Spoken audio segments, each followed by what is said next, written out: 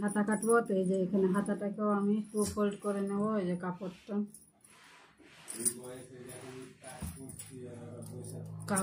2 fold করে নিলাম। আবার একটা ফোল্ড করব, মানে এটা 4 ফোল্ড করতে হবে। এটা আমি হাতা কাটছি, ঠিক আছে? এই যে হাতা কাটছি, তো হাতার জন্য আমি একে 4 ফোল্ড করে নিলাম, একেবারে 4 ফোল্ড। 4 ফোল্ড হয়ে গেছে। এবার আমি দেবো এখানে, আমার লম্বা হবে 7 ইঞ্চি, তো আমি 1 ইঞ্চি বেশি নেব, 8 নিয়ে নেব, কেন নিচে আর ওপরে সেলাই দেওয়ার জন্য 8 নিয়ে নিলাম, ঠিক আছে?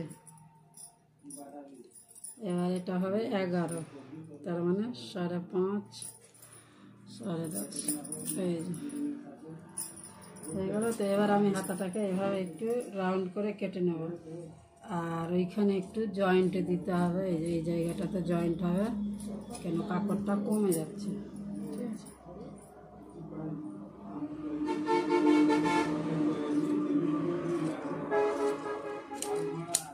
এই যে হাতাটা কমপ্লিট, হাতা কাটে নিলাম।